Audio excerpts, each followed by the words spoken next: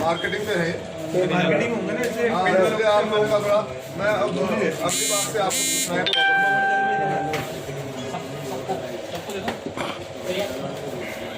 अगर क्या इसको बाद में देना है बात पहले प्रेस करवा लीजिए या प्रेस कर पहले दादा दादा कैचो कैचो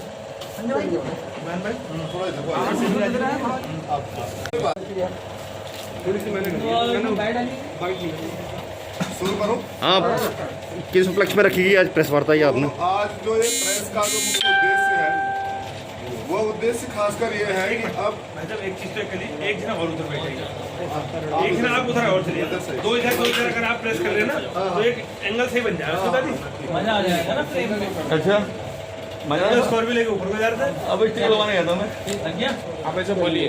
तो विगत दिनों आपको पता होगा हमारे पार्टी के जो यहाँ पर मुख्य कार्यकर्ता हैं, जो जिलाध्यक्ष हैं, प्रदेश के प्रवक्ता हैं, कुछ इंसिडेंट्स हुआ था जिसमें उनको आज प्रेस आपकी थी प्रभारी जी की थी? ऐसा है, देखिए प्रभारी जी की ही प्रेस थी और मैं भी प्रेस में था, पर प्रभारी जी को डिले होने के कारण किसी मीटिंग में जाना पड़ा, तो उनके निर्देशन पर जो है उनके निर्देशन पर मैं अपनी बात आपके बीच में रख रहा हूँ। तो प्रभारी जी जो है दूसरी मीटिंग में जाने के कारण समय की पाबंदी के कारण नहीं पहुंच पाए और प्रेस जो है प्रेस में हम दोनों शामिल थे। अरे माननीय जी देखिए, आप देखिए, आइए बैठिए, आइए और भी लोग आइए सर, आइए बैठिए। आप हमारे जिलाध्यक्ष जी संजीव पत्रकार यूनियन के सर। बिल्कुल बिल्कुल इधर ही सही, इधर सही है। हाँ जी, आगे बढ़िए।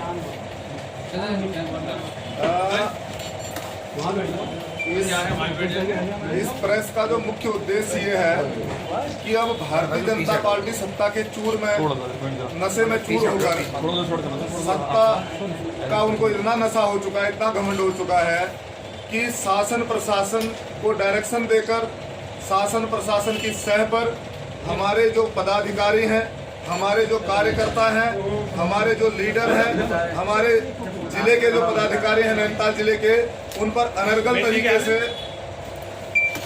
आरोप लगाकर उन पर विभिन्न धाराओं पर जो है उन पर केस दर्ज करके उनको अरेस्ट करने की कोशिश की जा रही है, उनको परेशान करने की कोशिश की जा रही है। ये उद्देश्य है कि आम आदमी पार्टी का कार्य करते वक्त वो लोग जो है ढीले पड़ जाएं, वो लोग डरें, डराने धमकाने का प्रयास प्रशासन की मदद पर, प्रशासन की सह पर किया जा रहा है। मैं आज इस प्रेस के माध्यम से कहना चाहता हूं भारतीय जनता पार्टी को खासकर कि सत्ता का नशा इतना ठीक नहीं है। लोकतंत्र में सभी को अपने राजनीतिक अधिकार हैं। अनर्गल तरीके से, गलत तरीके से विभिन्न आरोप की धाराओं पर हमारे जो पदाधिकारी हैं, हमारे जो जिलाध्यक्ष हैं संतोष कबड़वाल जी, उन पर विभिन्न धाराएं लगाकर जो है उनको अरेस्ट करने की कोशिश की जा रही है और हमारे जो प्रदेश प्रवक्ता हैं समीर टिक्कू जी, उन पर भी अनर्गल रूप से धाराएं लगाई गई हैं। तो जो पिछला प्रकरण हुआ था उनको अरेस्ट करके ले जाया गया था, उसके बाद की प्रक्रिया मैं आप लोगों को बता रहा हूँ। उसके बाद ये साजिश तैयार की गई कि इन पर किन किन धाराओं पर और केस दर्ज किया जाए और इनको किसी तरीके से अंदर कर दिया जाए जिससे कि आम आदमी पार्टी का कार्य जिस तीव्र गति से चल रहा है उस पर व्यवधान आए। तो मैं बता देना चाहता हूं कि इस तरीके की चीजों को आम आदमी पार्टी प्रदेश स्तर पर यहां पर पूरी जिम्मेदारी के साथ मैं कहना चाहता हूं कि किसी भी प्रकार से इस तरीके से दबाव, इस तरीके से हमारे लोगों के प्रति इस तरीके की जो आरोप लगाए जा रहे हैं, जो धाराएं उन पर लगाई जा रही हैं, जिस तरीके से उनको अरेस्ट करने की और उनको बदनाम करने की, उनको परेशान करने की कोशिश की जा रही है, इसको आम आदमी पार्टी बिल्कुल भी सहन नहीं करेगी। आगे आने वाले समय में अगर इस तरीके की चीजों पर आगे और अग्रिम कार्रवाई सरकार की तरफ से की जाती है और ज्यादा दबाव से इतना काम किया जाता है तो आम आदमी पार्टी पूरे तरीके से इस पर मुखर होकर आगे आएगी। ये मैं आप लोगों के माध्यम से सरकार को बता देना चाहता हूँ। कल उनका एक सोशल मीडिया में बयान था कि मैं पार्टी छोड़ दूंगा, अगर पार्टी मेरे साथ नहीं रहेगी तो मैं पार्टी छोड़ दूंगा। कल उनका एक सोशल मीडिया में बयान आ रहा था उनके द्वारा, कल सोशल मीडिया में बयान था उनके बयान को थोड़ा सा हर आदमी ने अपने अपने तरीके से पढ़ा होगा। उनके द्वारा ये कहा गया कि पार्टी के द्वारा हमारे पक्ष में कोई बयान नहीं दिया गया है। अगर पार्टी को लगता है कि मेरे इस तरीके की चीजों से या फिर मैंने कोई ऐसा कार्य किया है जिससे कि पार्टी की छवि खराब होती है तो मैं जिला अध्यक्ष के पद को छोड़ सकता हूं, ये बात उन्होंने कही थी। लेकिन पार्टी ने उसको स्क्रूटनी किया, पूरा कंसीडर किया और उस आज के प्रकरण को मैं कल के जो उनके ऊपर कार्रवाई हुई है, जो बाद में उनके ऊपर धाराएं लगाई गई हैं, बाद में उनके ऊपर जो आरोप किए गए हैं सरकार प्रशासन के द्वारा, उन पर बात करना चाहता हूं। जो इंसिडेंट्स वहां हुआ था उस इंसिडेंट्स को वो तो खत्म हो गया था, उसको छोड़िए, वो बेल आउट हो गए होंगे या किसी तरीके से उन्होंने अपने आप को जमानत पे छुड़वा दिया। जो लोग वहां पर इनके द्वारा अरेस्ट करके ले जाए गए थे, उस प्रकरण पर न जाते हुए अब के प्रकरण पर मैं जाना चाहता हूं जो 2 दिन पहले हुआ है। उनके ऊपर अनर्गल धाराओं पर आरोप के साथ जो है उन पर केस दर्ज करते हुए उनको अरेस्ट करने का प्रयास किया जा रहा है। ये कब की बात है? ये 2 दिन पहले की बात है। आपने अखबार में भी पढ़ा होगा और उनके द्वारा जो बयान जारी किया गया उसमें भी उन्होंने संबंधित धाराओं में मेरे ऊपर केस दर्ज किया गया है, ये आपने पढ़ा होगा। हम उस पर बात कर रहे हैं और वो गलत किया जा रहा है, सरकार द्वारा पूरे दुर्भावना से काम किया जा रहा है, ये मैं बताना चाहता हूँ। और उस पर हम पूरे तरीके से मुखर होकर आगे आएंगे। उनके द्वारा ये कहा गया कि पार्टी को लगता है कि मैं कहीं गलत हूँ तो मैं जिलाध्यक्ष, पार्टी की छवि न बिगड़े मेरी वजह से, इसलिए मैं जिलाध्यक्ष पद को छोड़ दूंगा। ये नहीं कहा था कि मैं पार्टी छोड़ दूंगा, पार्टी साथ नहीं देगी, तो ऐसा नहीं कहा गया था। सर, ये प्रकरण के बाद जो है आज पार्टी को याद आ रही है, तो जब प्रकरण हुआ उस टाइम पार्टी कहाँ थी आपकी? देखिए, हमारे प्रभारी जी जो हैं, हमारे प्रभारी जी कल सारे हमारे पदाधिकारियों की बात आपस में हुई। प्रभारी जी ने मुझे ये कहा कि हम लोगों को, सबको, कार्यकर्ताओं को, पदाधिकारियों को कहा कि मैं कहीं इंटीरियर में आपका गढ़वाल के किसी जगह में फंसा हुआ था, उनसे संपर्क नहीं हो पा रहा था, इसलिए उनके संज्ञान में पूरा प्रकरण आया नहीं था। जैसे ही प्रभारी जी यहाँ पहुंचे तो हमारे द्वारा तुरंत उसमें एक्शन लिया गया है। ऐसी कोई बात नहीं। सर, आजकल इंटरनेट का जमाना है।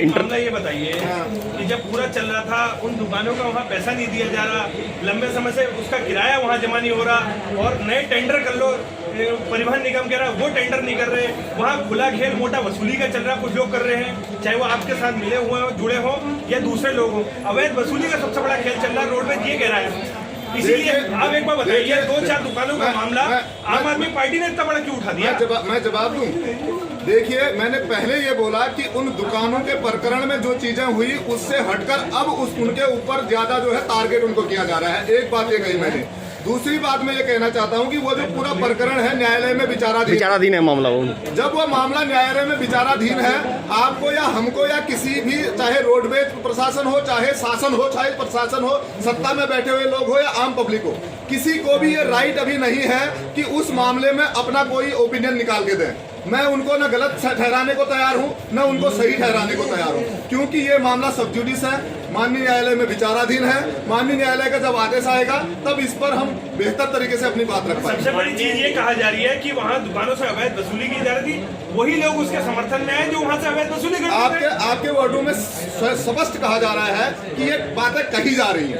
अगर कहीं जा रही है, आप खुद कह रहे हैं, ये बातें कही जा रही है, आप भी कह रहे हैं। जब एक मामला न्यायालय में विचाराधीन था तो ऐसे में मतलब कहीं ना कहीं न्यायालय की अवहेलना, प्रशासन की भी गलती है, कहीं ना कहीं न्यायालय की अवहेलना भी तो है। कोर्ट से उसकी लड़ाई लड़के उसकी अवहेलना अभी भी लड़ रहे हैं। शासन प्रशासन को जिस टाइम पे उन्होंने कार्रवाई की तो उनको यही संज्ञान देने के लिए इकट्ठा हुआ गया कि ये मामला जो है न्यायालय में विचाराधीन है, लिहाजा इसको अभी स्थगित रखिए, न्यायालय से कोई फाइंडिंग आने दीजिए, उसके बाद जो है इस पर कोई कार्रवाई करिएगा। लेकिन प्रशासन इसको नहीं माना। विरोधी जो दल था, जो सत्ताधारी दल है, उस सत्ताधारी दल के तथाकथित नेताओं के इशारे पर यह पूरा कार्य किया गया था और उस पर जो आम आदमी पार्टी के लोग जो प्रभावित थे, क्योंकि वहां पर एक दुकानदार हमारा स्वयं का आम आदमी पार्टी का पदाधिकारी था जिसका स्वयं का कोर्ट केस में चल रहा है। जब कोर्ट में केस चल रहा है, जुडिस मैटर है। दुकानदार का नाम क्या है? दुकानदार का नाम क्या है? उसके बाद कोर्ट से क्या प्रोसीडिंग आप करा रहे हैं? देखिए, अभी कोर्ट में कंसिडरेशन चल रहा है, डेटा लग रही है और अभी तक दुकान थी ना, अब एक नया मामला और खड़ा हो गया। दुकानदार का नाम क्या है बताएंगे आप? दुकानदार का नाम क्या है उसका? जिसको करण चोपड़ा का खुद केस चल रहा है किस पद पे हैं आम आदमी पार्टी में? हाँ, वो आम आदमी पार्टी किस पद में है? किस पद पे वो है? पद पे नहीं है, वो आम आदमी पार्टी का कार्यकर्ता है। हाँ जी।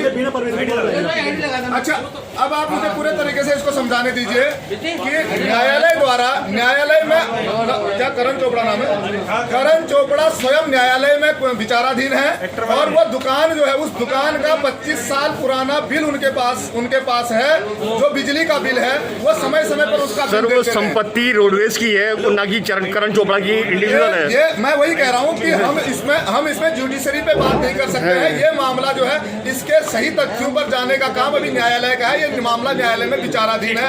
इसके जब तक पेपर्स पर बात करने के लिए मैं ऑथेंटिक नहीं हूँ अभी, क्योंकि ये मामला सब जुडिस है और सब जुडिस मामले पर हम कुछ भी नहीं बोलेंगे। हाँ, इतना जरूर है, वो बिल्डिंग कल तक खड़ी थी, प्रशासन ने अपनी सहबर ताकत पर उसको जो है, उस अपनी हेकड़ी दिखाते हुए, अपना घमंड दिखाते हुए, अपनी ताकत के साथ उनकी दुकानें उजाड़ दी गई, तोड़ दी गई, जबकि मामला न्यायालय में विचाराधीन था। ये मैं कहना चाहता हूँ।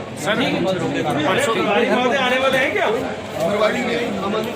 जरा हमें कृपया करके जगह मिलेगी। आओ सिटी में थोड़ा सा पीछे। आप एक रिक्वेस्ट है मेरी, जो भी सवाल करिएगा ना, सिंगल करिएगा। 4 आदमी करेंगे तो फिर जवाब देने में अरे एक ही सवाल है, आप रुको रुको 1 मिनट थोड़ा सा खोपड़ी पीछे करना। एक ही सवाल है, ज्यादा वो नहीं है। ठीक है, ओके।